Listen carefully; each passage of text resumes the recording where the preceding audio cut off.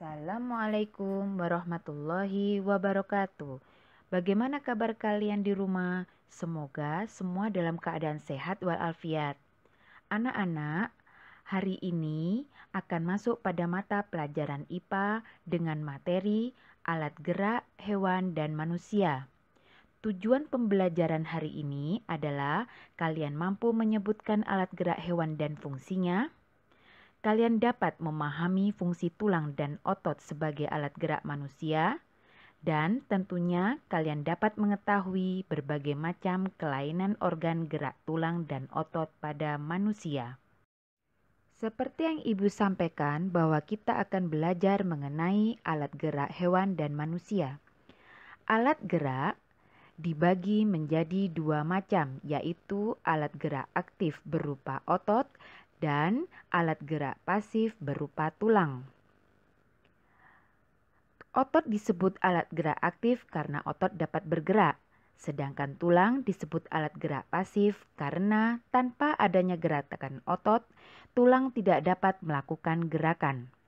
Kali ini kita mulai dengan alat gerak hewan, yaitu sapi. Sapi bergerak menggunakan kaki yang berfungsi untuk berjalan dan bergerak. Ikan. Ikan alat geraknya berupa sirip. Gunanya untuk berenang dan menjaga keseimbangan.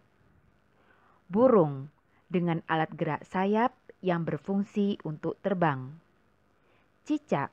Alat gerak berupa kaki yang berfungsi untuk bergerak dengan cara merayap di dinding maupun di lantai. Dan ular menggunakan alat gerak perut yang berfungsi untuk bergerak dengan cara melata. Setelah kita membahas alat gerak hewan, sekarang kita akan melanjutkan materi mengenai alat gerak manusia yang terdiri dari tulang gerak atas yang memiliki beberapa bagian, yaitu tulang lengan atas, tulang pengumpil, tulang hasta, tulang pergelangan tangan, dan tulang jari tangan.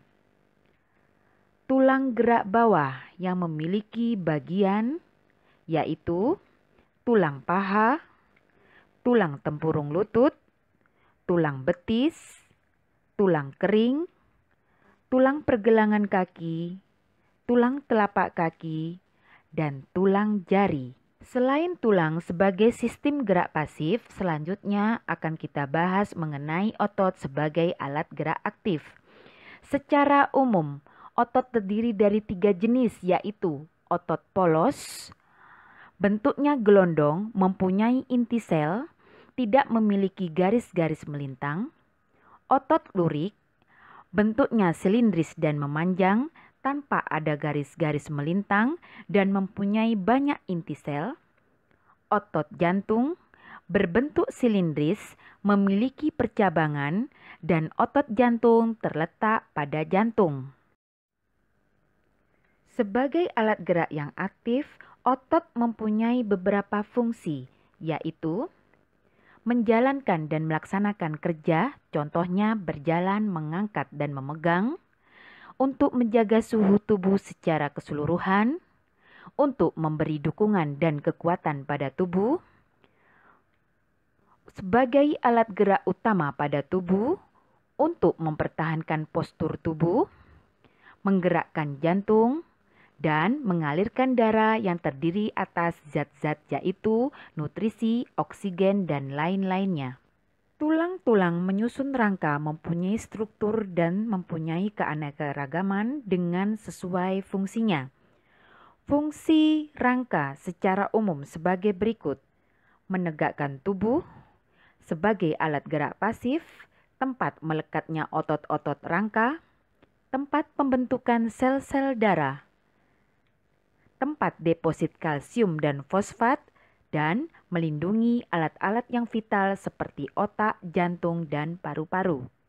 Setelah kita memahami fungsi rangka atau tulang pada manusia, kali ini akan saya bahas mengenai gangguan sistem gerak pada kebiasaan posisi duduk, yaitu skoliosis. kelainan tulang belakang melengkung ke samping.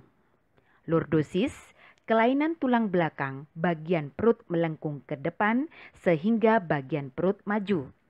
Dan kifosis, kelainan tulang belakang melengkung ke belakang sehingga tubuh membungkuk.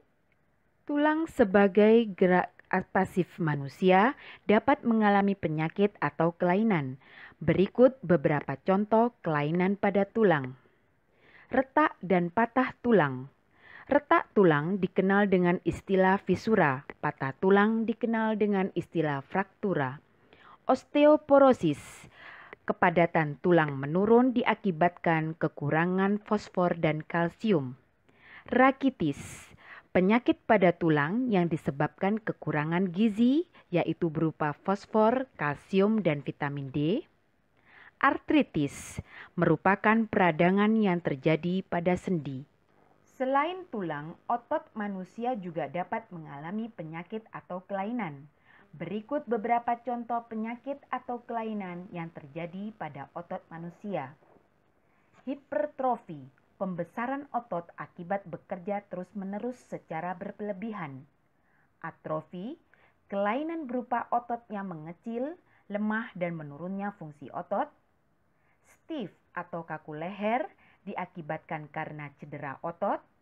Dan tetanus, kejang atau kaki otot yang disebabkan oleh infeksi bakteri Clostridium tetani. Selain itu, gangguan penyebab kelainan pada tulang juga terjadi akibat kebiasaan yang salah, yaitu membaca buku dengan posisi tidur, membawa atau memikul beban yang terlalu berat, tidur dengan posisi yang tidak benar, menulis dengan tubuh yang miring ke samping atau ke depan, dan berjalan dengan tubuh membungkuk. Hampir setiap aktivitas kita menggunakan alat gerak. Agar tidak terganggu aktivitas sehari-hari, berikut adalah cara menjaga kesehatan alat gerak.